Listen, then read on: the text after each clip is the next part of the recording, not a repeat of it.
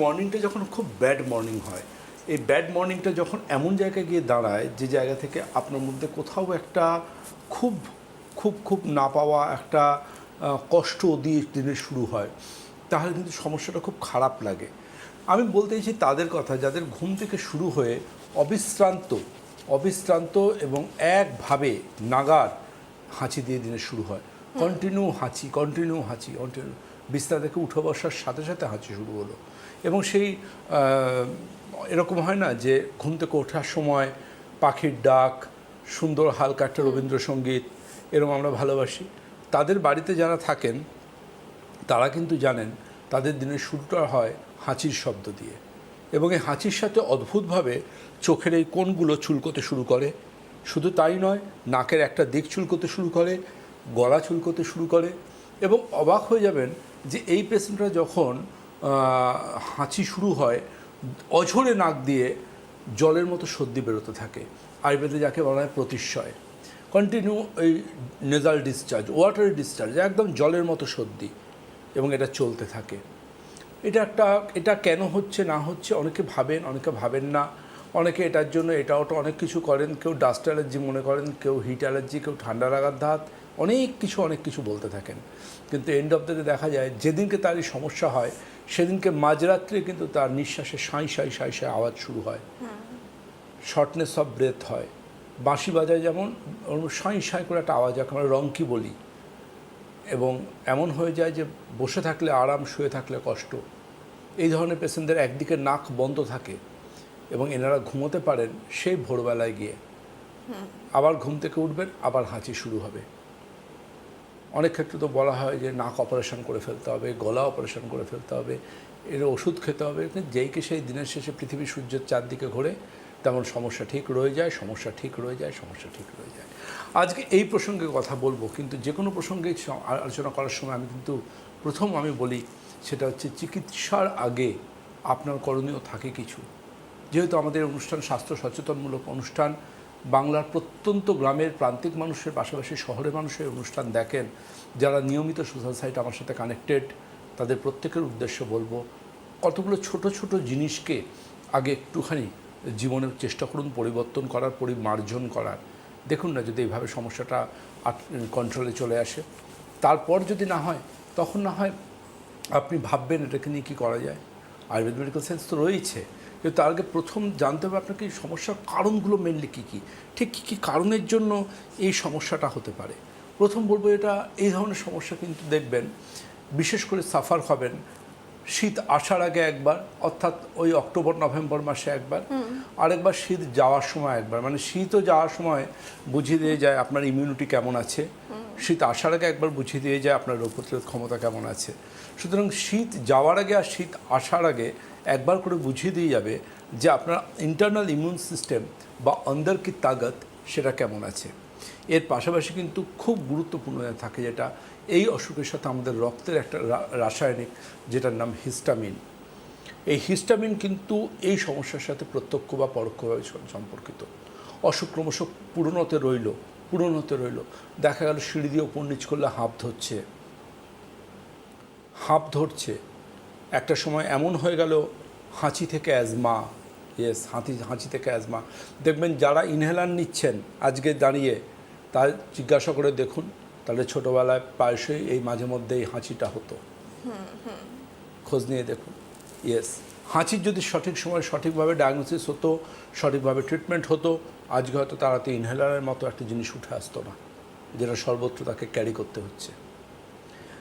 এর পাশাপাশি বলে রাখি, জানবেন শুধুমাত্র ঘুম থেকে ওঠার সময় হাঁচি নয়, আপনি খুব ঘেমে গেছেন, মারাত্মক ঘেমে গেছেন, আপনার হাঁচি হওয়া শুরু হবে। এই ধরনের পেশেন্টরা দেখবেন রাত্রে, বাচ্চাদের ক্ষেত্রে বিশেষ করে, রাত্রে যেদিকে পাশ ফিরে শোবে সেদিকে গলা খুব ঘামবে, বুক পিঠ ঘামবে। প্রথম 1-2 ঘন্টা বাদে আবার ঘামটা বন্ধ হয়ে যাবে। এদের জামা কাপড় যেটা পরে স্কুল যাবে ঘেমে যাবে, আর ঘেমে গেলেই হাঁচি শুরু হবে।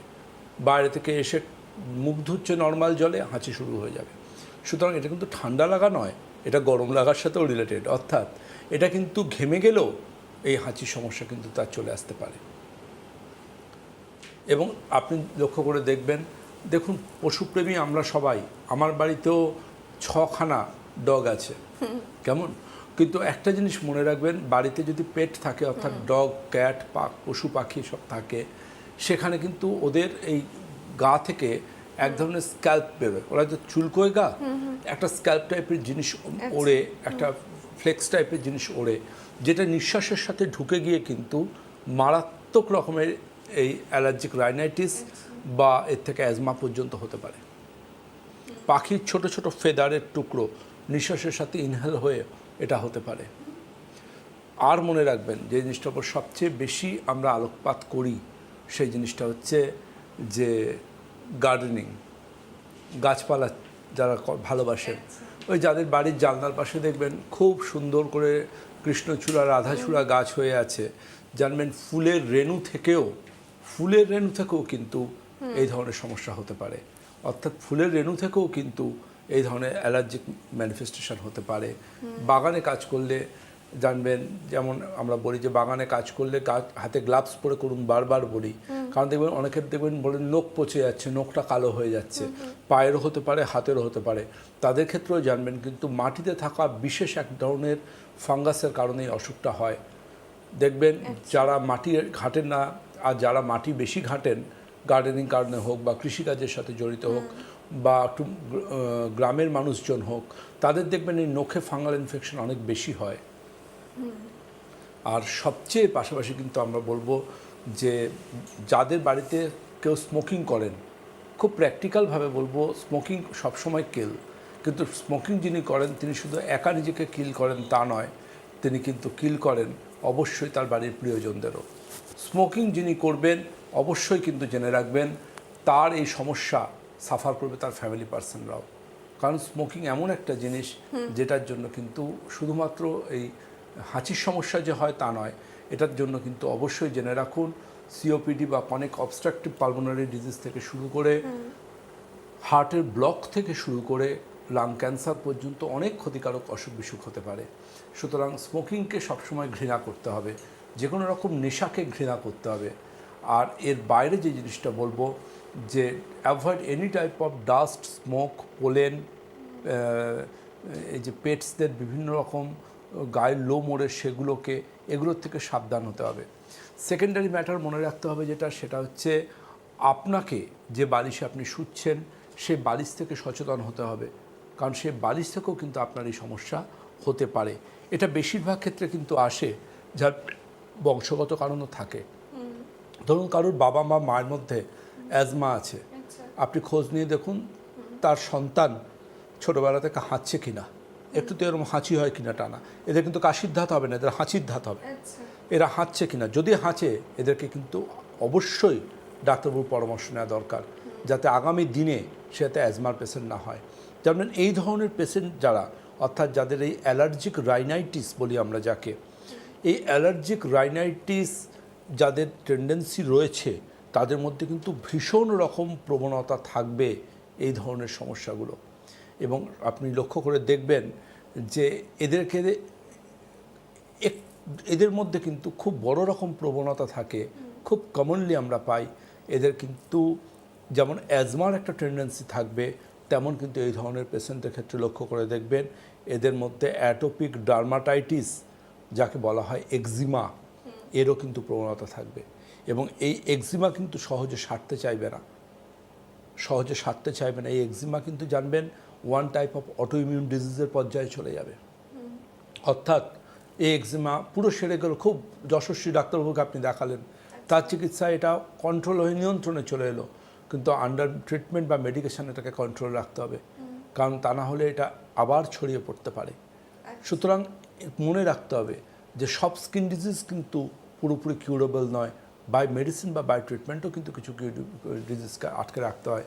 এই অ্যাটোপিক ডার্মাটাইটিস যাদের মাথায় হয়, স্ক্যাল্পে হয়, খুশকির মতো, তারা বলেন যে খুশকি ফিরে ফিরে আসছে, দুদিন শ্যাম্পু না করলেই আবার খুশকি ফিরে ফিরে আসছে।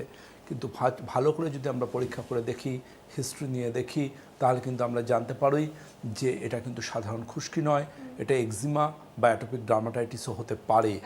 সুতরাং আজকের দিনে জানবেন হেয়ারের ট্রিটমেন্টে এমন হাস্যাস্পদ জায়গায় চলে গেছে, এখন মোবাইলের অ্যাপের মাধ্যমে নাকি হেয়ার টেস্ট হয়ে যায়, হেয়ারের ট্রিটমেন্ট হয়। আজকে এই জায়গা থেকে কিন্তু বেরিয়ে আসতে হবে মেডিকেল সায়েন্সটা এতটা সহজলভ্য নয় যেখানে কোনো মোবাইলের অ্যাপ দেখে আপনার ডায়াগনোসিস হয়ে যাবে, যেখানে চুল পড়ার 90% কারণ শরীরে আভ্যন্তরীণ।